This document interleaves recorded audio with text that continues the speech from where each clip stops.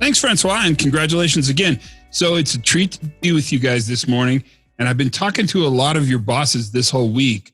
So I want to kind of run over what we've told them, because that'll give you kind of the no surprises clause. But most importantly, I want to talk to you about how all of a sudden the work we've done around safety and risk and capacity kind of starts to make a lot more sense in the midst of what is probably the most remarkable case study that you'll ever live through. And that's been a big part of our discussion. So to start, I want to show a really quick little animation. It's not very long, but I want to set the stage for really our discussion based upon the way we look at and understand safety as not as an outcome, but as a capacity. So let me see if I can run this for you, and it won't take long, and then we'll talk about it right when we come out of it. So here we go. So this event takes place in a temporary loading platform for offshore support for natural gas wells in the Gulf of Thailand. And it was very temporary. It was set up on the beach, and they dredged the beach so it was deep and steep, and they could bring vessels in alongside where they had a construction crane on some concrete pad. And they would load 3 vessels a day, pretty much 6 days a week. And they loaded every single load on every single vessel with something they call super sacks, big bags, 1-ton cloth bags. Now, these 1-ton cloth bags are normally used for bulk items, granulated items like sand or dirt. But in this case, these guys would load everything into these big bags, these super sacks, and then they would rig those super sacks onto the crane hook. Boxes of equipment, maintenance items, food, probably people, but they said they never put people in there. Every single load, 3 loads a day, 6 days a week, was loaded into super sacks. The super sacks were rigged to the crane, and then they were taken through an exclusion area to the vessel to be unloaded on board the boat. If you load 3 loads a day, 6 days a week for 8 years, and everything's a super sack, what you are is the world's best expert in loading super sacks. But what you don't know how to do is load anything that wouldn't fit into a super sack.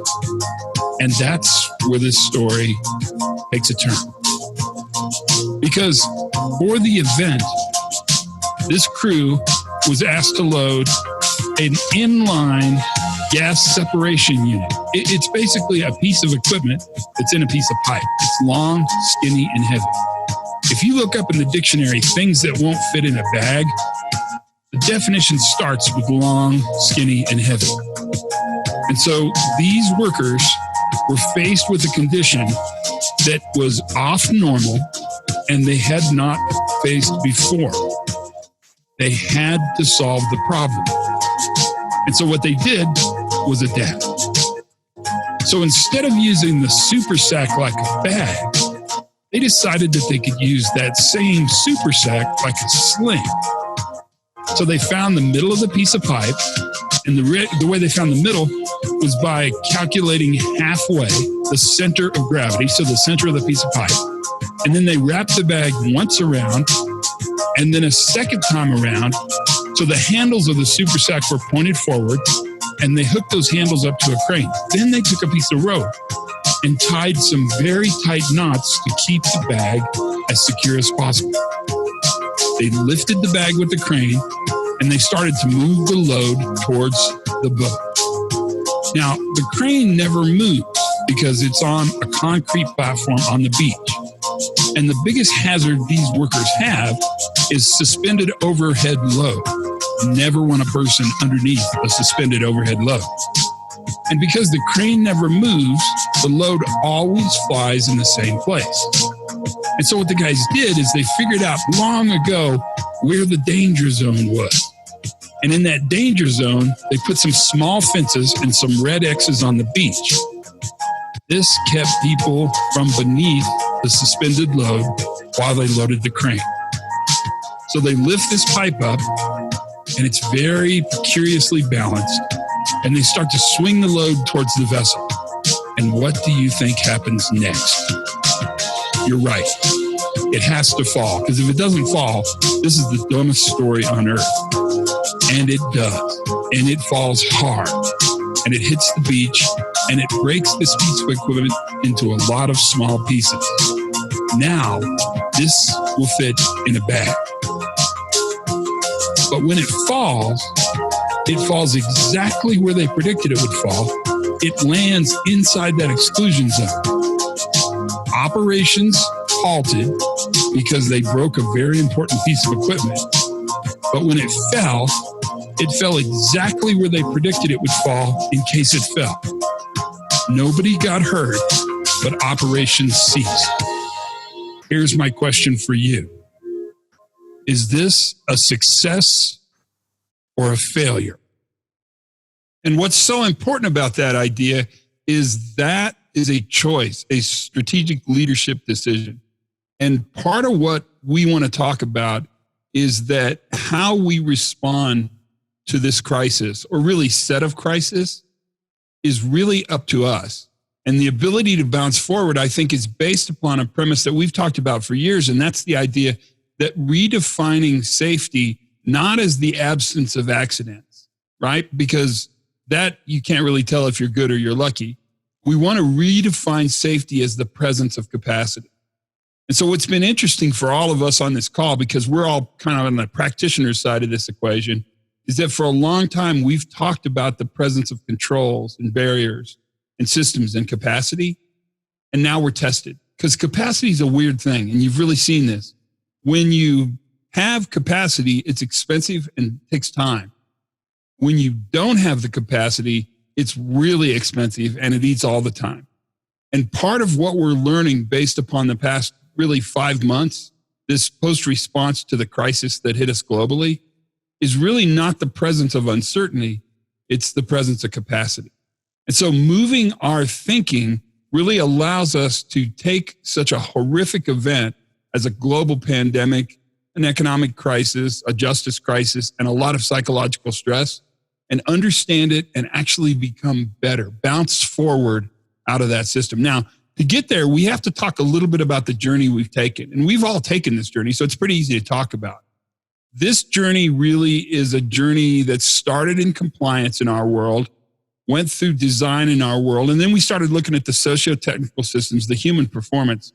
Now what I want to talk about is, what do you do when you've worked diligently for a long time to create stable, reliable, predictable performance? What do you do when catastrophic events happen? What do you do when uncertainty is pushed into the system? And part of that is understanding at the very basis this notion of uncertainty. People really want to believe they're boldly in charge of the world, that they can predict and manage the future.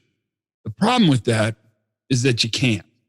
But before we go into that discussion, one of the things we ought to talk about, and as much as I hate to use a pyramid, and I'm not a big fan of pyramids, but as much as I hate to use a pyramid in a safety talk, I want to talk a little bit about Maslow. And the reason I want to talk about Maslow is because I think the best way to talk about how our organizations can respond is to understand the crisis journey we've been through as individual contributors in our organization. And Maslow says that there are 5 hierarchies of need. You probably remember this. You've been through it a bunch of times, so we won't spend a lot of time on it. And that what Maslow builds his case on is that each one of these needs is prepotent to the one before it. That's going to become important to us in our discussion for the next little bit. So Maslow's theory is you start with sort of this psychological need, then you have safety needs, then you have love, then you have esteem, then you have self-actualization. That's the top of the pyramid. That's waking up and enjoying the day, or living next to a chip shop. That would be my idea of self-actualization, just in case you're wondering. What's interesting is that Maslow's premise, among many others, is that you'll always serve for the most basic need before you get to the next need. So one way to look at it is to say, it doesn't matter if you're in love, if there's no air to breathe. You'll solve for the air to breathe, and once you get that solved, then you'll solve for the bigger, higher order needs that you have as a human being. Well, that same idea applies to organizations. And that if you look at individuals operating within an organization, they have the very basic surety of life needs. And you really saw that come in during the quarantine and the great amount of uncertainty and fear that dealt with it. Then we follow that with organizational. Will the company be around? Then job security. Will I have my job after this happens? Then relationship building, which is going to be important to our discussion. And ultimately, this notion of meaningful work. Now, here's what's interesting. Maslow says we have to bring together that basic level of certainty before we can start building the next levels of uncertainty. And the craziest thing about this is that during a crisis like a pandemic, during this incredible level of uncertainty we just felt, those basic needs are really in question. The issue is that the future is uncertain. I guess the good news in this is that the future's always been uncertain. And that part of our challenge is to understand at a basic level that when you're dealing with uncertainty, there's some things we should talk about. So let's start by just building a quick model. We're going to have a couple, but this one's really easy. This is the model of what a fragile system looks like. This is how systems break. So they're humming along pretty normally here. That straight line represents normal. Then something happens, boom. And a fragile system doesn't have the ability to do anything other than just catastrophically fail. Here's what we know. Our organizations really want predictability. We want controllable futures. We want to know what will happen tomorrow because that makes us feel really solid. The problem is that the future is conditioned upon multiple complex developments. Our world is nonlinear. It doesn't really follow the way we think it should follow. It follows in these complex, interrelated natures of, like, for instance, the global supply chain. You saw all that during the process you just went through, right? We know that we will impact the future through the decisions we make in our organization. The issue is that each of those decisions in reality is kind of unpredictable. And so I'll just say it to you guys because we can speak frankly. It's stupid to try to predict the future in order to control the future. What we have to understand is that to a great extent, we have to be ignorant. We are ignorant. We simply don't know what's going to happen. And the quick answer to this is you don't get to control uncertainty because it's uncertain. The strategy now moves to one of capacity, not to one of probability. And you're seeing this. You're seeing that same model. If we rewrote it for this idea of resilience, it would look something like this. You're humming along at normal. That's still there. Maybe a little variation. There's a crooked moment in that line. The unforeseen event happens. The organization has the ability to absorb the uncertainty, but more importantly, to recover, learn, and adapt from that uncertainty. Uncertainty is very important for us to talk about because you cannot manage uncertainty. So what you have to manage is the organization's ability to have uncertainty. And that, my friends, is the story of capacity. It's really the story of safety in the last 10 or 15 years. It's the story we've talked about. Now, the issue, and we talked a lot about this with the senior leaders, is that during uncertainty, you would think it's more difficult to actually lead and operate an organization and operations and production. But actually, I think during uncertainty, decision-making in some ways becomes easier. So let's talk about that a minute, because that's a pretty bold thing I just said. And to get into that, I want to introduce a term that you might be familiar with. It's gotten a lot of traction in the last 5 months. It's been around a while. In fact, in my world, we've talked about this for a long, long time, but it's called VUCA. And VUCA really stands for, it's an acronym, and it stands for volatility. And that is the understanding that the environment in which you're in is constantly in changing mode. And because it's constantly changing, you're constantly adapting to it. Uncertainty, right? that means exactly what it says. The outcome, what's going to happen next, is simply not known and quite difficult to predict. Complexity, so it's a dynamic, interrelated, and interconnected operation. So the global supply chain comes to mind. Hospitals, I spent a lot of time in hospitals. They're very complex operations. Remembering, of course, for us, that complexity in and of itself is not bad. It's pretty normal, but you'll never simplify complexity. What you do best is actually illustrate, illuminate, or make transparent complex couplings. And then last but not least is the notion of ambiguity. And ambiguity is really interesting from a leadership level. And you guys who lead teams, lead organizations, lead crews, actually perform that leadership role, ambiguity is tough because the tools you've traditionally used to lead, manage, predict, and strategize, those tools in an ambiguous situation kind of fall outside of your expertise. So when you're in a VUCA environment, you know some things, and there's some things that we should talk about. First and foremost, the response to volatility, uncertainty, complexity, and ambiguity, a global pandemic, if you will, is number one, to make early decisions. Waiting on decision-making in the midst of a crisis is not of value. The problem is you have to make these decisions based upon smaller data sets, and you have to know that agility, the ability to change, to turn, to do it differently tomorrow, is actually a part of the capacity you bring into the system. Secondly, VUCA environments, although the tendency is to believe you should become insular, pull in, sort of circle the wagons, VUCA environments really require seeking diverse opinions and understanding that expertise operationally exists everywhere in the organization. And so more information from different people is better than the traditional information we normally have gotten to actually make operational decisions.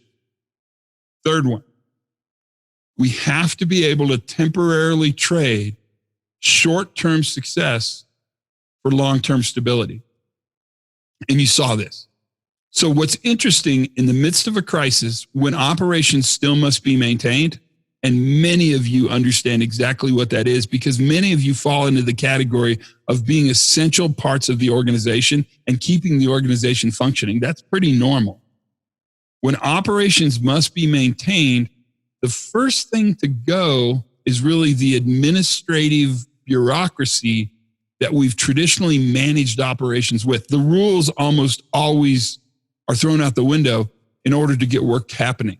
Your leaders talked a lot about a major place where capacity was found in the midst of this crisis.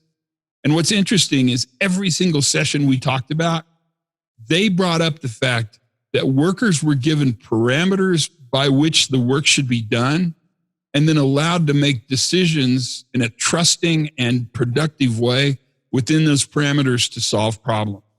Those short-term successes become very, very important, and it's very different managing those than long-term stability. Fourth and final one, and it's a big one, is that most importantly, it becomes apparent, it's vital that we monitor the organization's capacity to learn. And one of the challenges is now that you're in a position, especially in New Zealand, I'm a bit jealous of you, where things are kind of smoothing out a little bit. We'll see what happens, but they're smoothing out. Have you taken time to actually do some after-action reviews, to talk about what it is that allowed you to flex and adapt and become an organization that could do its work in the midst of a crisis? VUCA environments, the environment you're in right now is a VUCA environment, require an entirely different set of leadership tools. Almost, I dare say it, but almost an opposite set of leadership tools. And what you're seeing is our organizations for the last 20 years or so have really been aligned towards optimizing efficiency.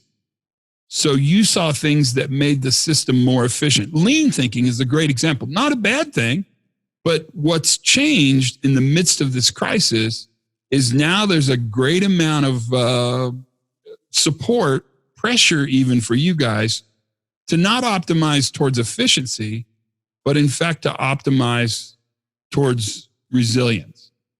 And part of that is really valuable. Part of that makes a huge difference. One of the things that I think we should talk about is that in the midst of this crisis, if learning becomes deliberate, one of the questions you need to ask is, what have we learned? Because technically, this is a very, very interesting part of our challenge. Here's what our research has taught us in the midst of this event. So myself, David Woods, Sydney Decker, we talked about this a bunch, and we went out and looked and sought data from organizations in the midst of this. And there are really 5 key learnings that this crisis has taught us. And I'll run through them quickly here behind my head, but then let's talk about them in a little bit of detail because that's important. Number 1, our systems fundamentally are pretty brittle. They're more brittle than we thought they were. In fact, the notion of brittle systems was quite illuminated during the crisis. You saw systems that really weren't able to take this level of variability. Number 2, anticipation at the senior leadership level has not traditionally been seen as a legitimate strategy. At the coalface, where we work, anticipation is actually an incredibly valuable tool, but it hasn't really been translated to a strategic senior leadership level very effectively. Third one, we're terrible at applying lessons learned. And we'll talk about that. But the quick answer is, if we take anything out of this as a potential for growth, it's understanding that one of the things we should focus on is our ability to learn from the past in order to have more capacity for the future. Fourth one, and this is the big one, is often there was a loss of reciprocity. Relationship building is vital. And then the final one, the fifth one, learning and adaptation are fundamental to capacity. So let's talk about these a little bit one at a time.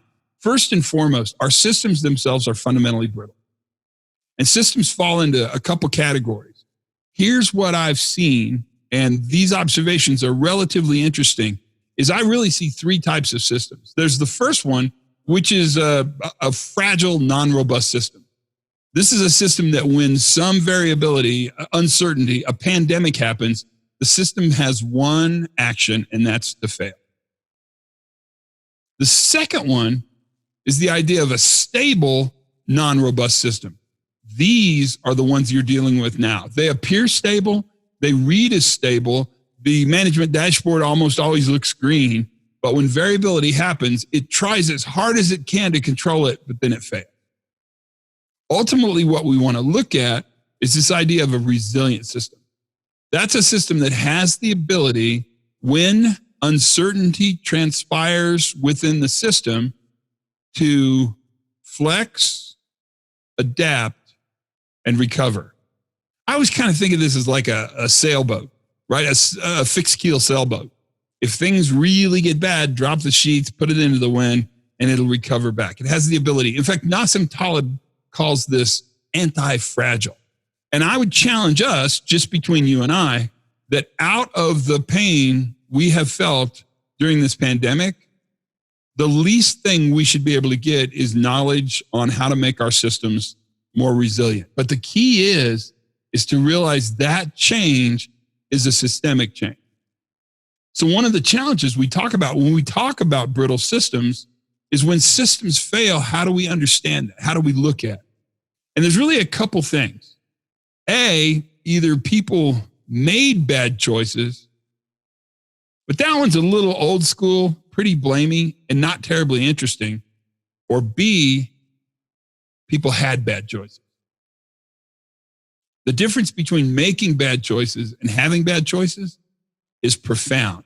And what's interesting is that the ownership for that difference moves up the organization, not down the organization. Ask this question: when volatility strikes, did our workers have good choices? Did they have good parameters? Did we have trust? Did we have all the things we need for those workers to succeed, which takes us to anticipation. This one's pretty fun to talk about with you guys because you guys get this pretty well. It's interesting. At the senior level, anticipation is seen as kind of a hunch. And we don't make a lot of decisions based upon hunches because hunches are expensive to make decisions on. Until uncertainty strikes and you're now making decisions almost entirely based upon sort of the cumulative effect of all your past experience in doing operation. Anticipation tells us that we want to look at systems that are functioning and ask different questions. And the question we want to ask is, when this system fails, not if this system fails, but when this system fails, do we have the ability to agilely respond to this with minimal consequences? It means we have to start looking at weak signals. And weak signals are tricky because weak signals are those low-level indicators of drift or diversion or high-risk operations getting close to the edge. Weak signals only live in normal work. Strong signals are accidents. Strong signals are brittle systems. They break. Weak signals are those small ripples in the force, if I can use a Star Wars analogy. And that means if we're interested in weak signals, we have to detect earlier. What I told the senior leaders, and I talk about this a bunch, is that we're at a point now where our traditional management dashboards, our sensors, our metrics that we use to measure system stability, production, operations, quality, all the things you guys measure, this is changing. Where once we wanted everything to be green on that dashboard. Green, green, green, green, let's go. Now I'd suggest we're at a point where we should probably fear the green, or at least question the green, and actually embrace the red on that dashboard. Because the dashboard that's red is probably giving us an early detector, a weak signal, that we're in a system that's not performing the way we want to. Remember, ultimately, at the end of the day, we don't manage uncertainty. We don't have the ability to manage uncertainty because it is by definition uncertain, right? We can't predict what will happen next. I promise you, if 6 months ago I would have said there'll be a global pandemic, it'll shut the world down, we'll all go to quarantine, and some operations will maintain, and there'll be a giant rush on toilet paper, you probably would not have believed me. Because we can't manage uncertainty, what we do manage then is the ability to have uncertain events. That's a big part of what happens. And that's that definition of capacity. The third one, what crisis has taught us, we're bad at learning. We're bad at lessons learned. And I think the reason why, I challenge you to challenge me, but I think the reason why is that ultimately what we think about is that we see stability as an outcome to achieve. We don't see stability as a capacity to manage. I would suggest, speaking frankly, and we might as well, we don't have a lot of time, so let's just talk about it. I think there are some significant barriers to having an effective lessons learned program. And it starts with this. Number one, your lessons learned program isn't effective because of output problems. It's not effective because of input problems. We're looking at understanding, studying, analyzing, and measuring the wrong things. We don't have capacity as an output. We have capacity as a continuous process in the way we do operations. You know that, so that makes sense. Number two, the old metrics that we've used traditionally to understand operational reliability and stability are no longer going to be as effective and telling as they once were. So I'm a safety guy. You know I'm going to talk about leading metrics and lagging metrics because that's what we talk about, except that I'm going to tell you I'm not going to talk about those. What I'm going to tell you is that I want you to think of your metrics in three categories. And these are really easy. You can have these slides.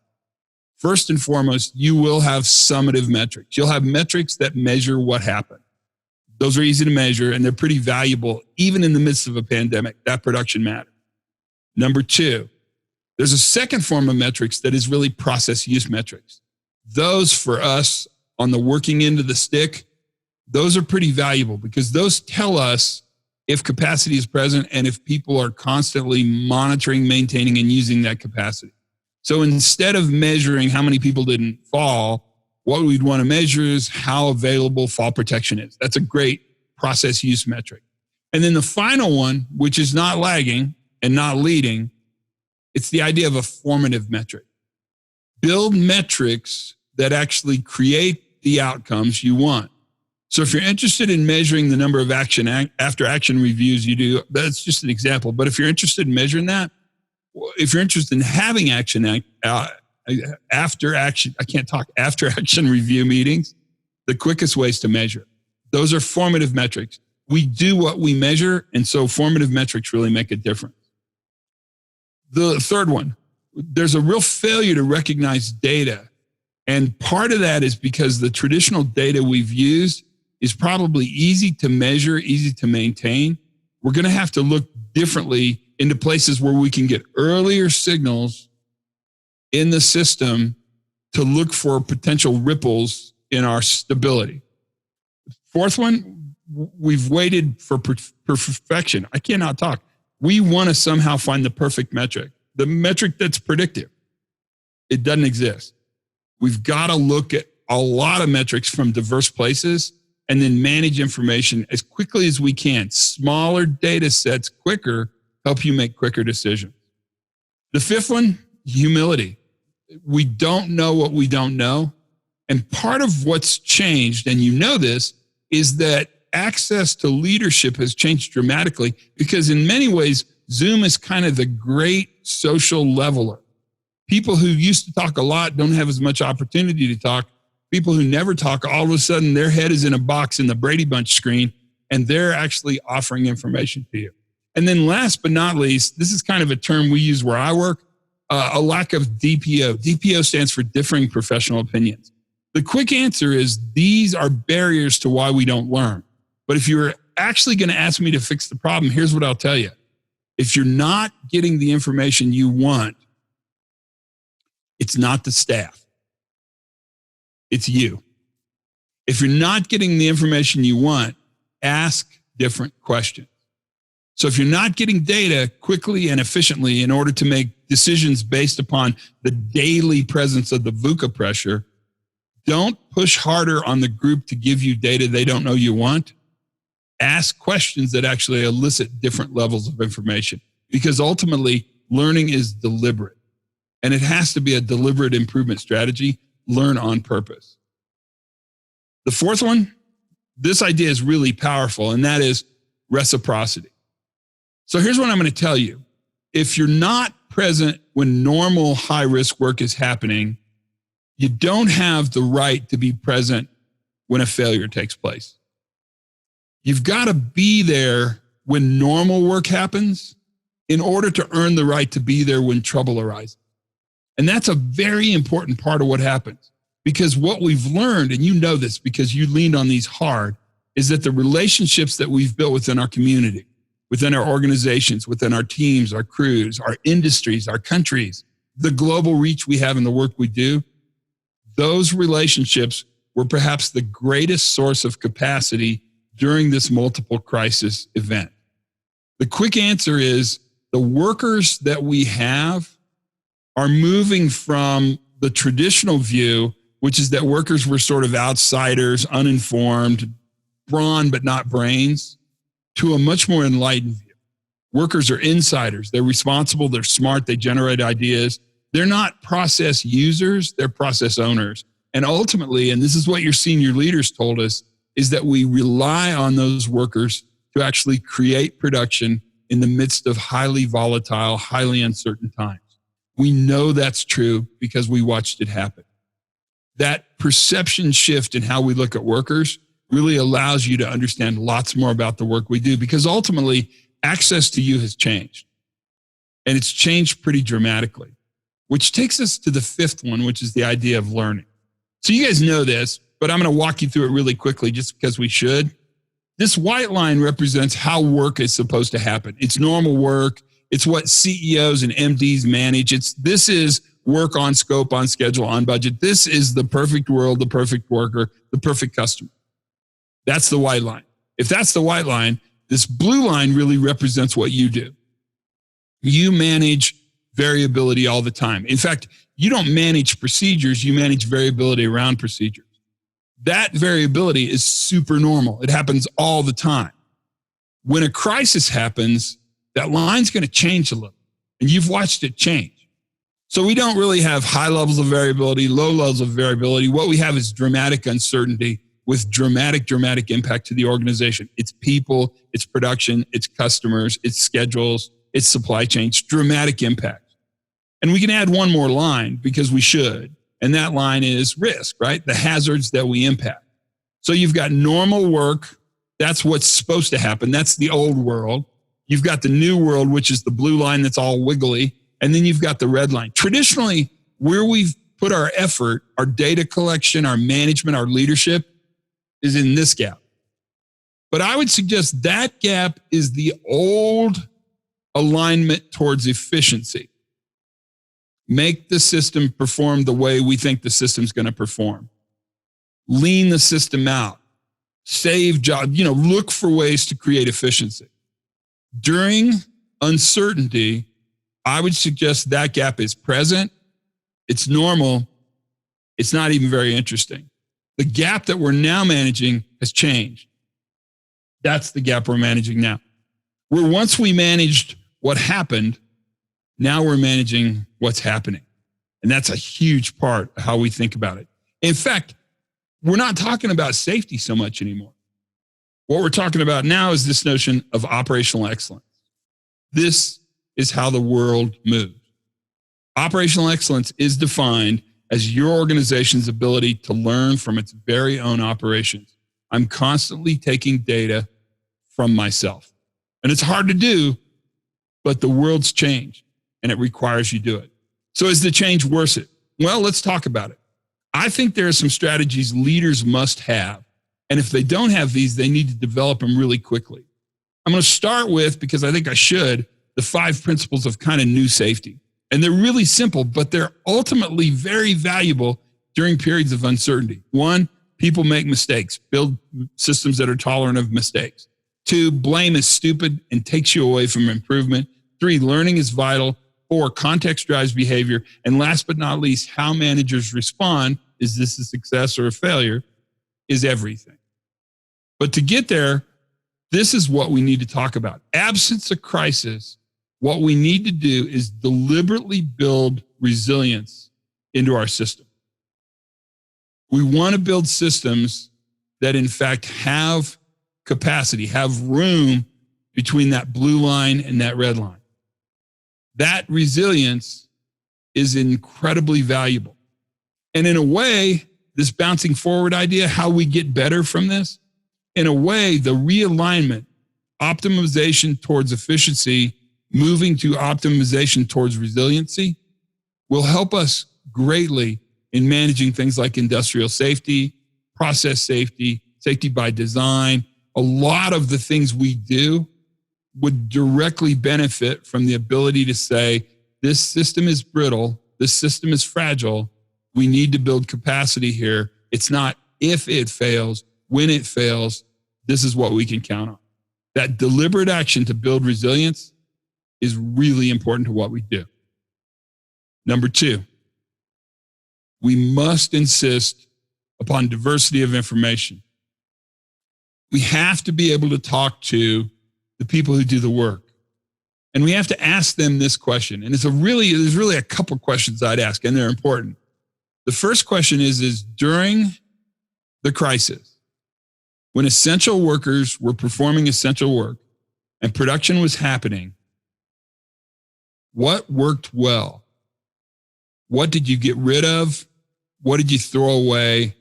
How did you create success in the midst of uncertainty? And gather that information up. You have to build a system where people will tell you the truth, because they're going to tell you that many of your very important rules were not followed because we didn't have time, we didn't have the people, we didn't have the administrative support to actually follow those rules. That's very valuable data, very valuable data. But then ask the second question. What did you miss? Where did you need help? Where did you need cover? Where did you need somebody to sort of take some of the burden off you? And those 2 questions as direct after action learning questions are vital to understanding how that happens. Thirdly, Replace the need to fix with the need to analyze. Understand that agility is a very important tool in capacity towards uncertainty. And so all of your fixes will be at best temporary. Build systems where you analyze and gather diverse information so that you can pick up on that diverse information and move into the future smarter, because being smarter is everything. Fourthly, build relationships as a strategy. I can't tell you enough how important this one is. And I don't really have to tell you very much about it, because when uncertainty happened, what you counted on to build trust, to clarify communication, and to actually do high-risk operations safely and effectively, which is exactly what you guys did in the midst of a pandemic, was counted on one another. And so the relationships you build are incredibly valuable to capacity and success. My quick answer in the observations I've made is that the organizations were best at doing this. They were best at doing it because they were generous. And finally, purposely monitor the capacity to learn. Build systems that create formative metrics that encourage the organization to improve operational excellence by learning from themselves. It's quick. Absence of crisis, these 5 things make a difference: resilience, diversity, analysis, relationships, and learning. Because for you guys, resilience is not the absence of uncertainty. Resilience is the presence of capacity.